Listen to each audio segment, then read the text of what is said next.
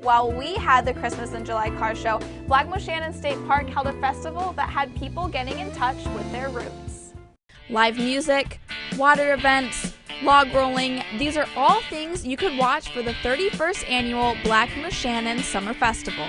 The two-day festival happens every year, the weekend after the Arts Fest. Saturday events include the Jack and Jill Lumber Contest, axe throwing, cross-cut, nail pounding, everything to help people remember the history of the park.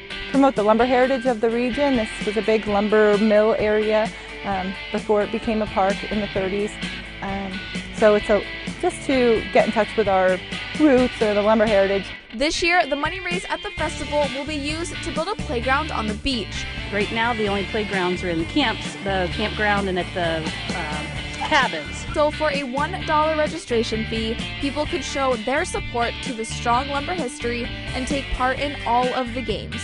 But if you didn't want to be a part of all the events, there was plenty to watch. We have a crosscut where they have logs and it's a two-man saw with one man or woman on each end. That one's a really fun one to watch because they get yanking and it's something to see. The events, it's fun to just come out and watch.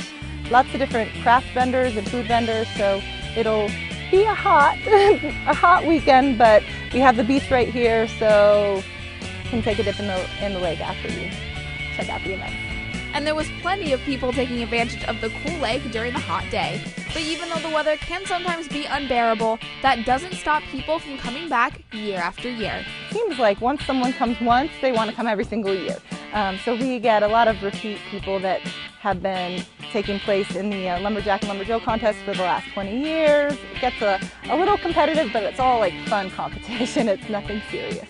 Melissa Bennett has been coming to the festival since it first began. She says she loves the park and everything the festival offers to the community.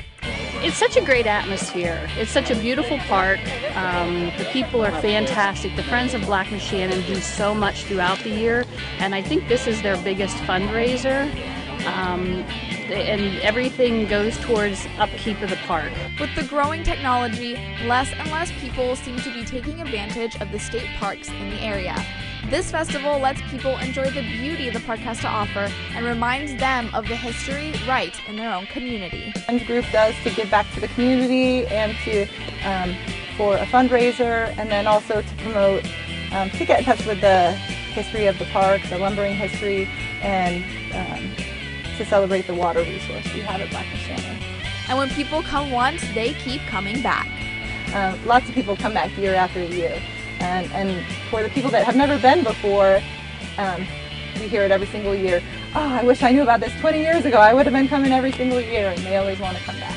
And even if you have never done any of the events or aren't any good at them like me, it's still a fun way to get involved and support the park. It's like I've heard everybody call it the hidden gem of Pennsylvania as far as parks are concerned. And the festival has so much to do. You don't have to be, they don't let you professionals come. So it's a lot of kids activities. If you have kids, it's perfect for them. It is a lot of fun. Whether you have a family, a young family, or college-age kids, it's just a lot of fun. During the two-day festival, there were over 5,000 people who showed up to show their support.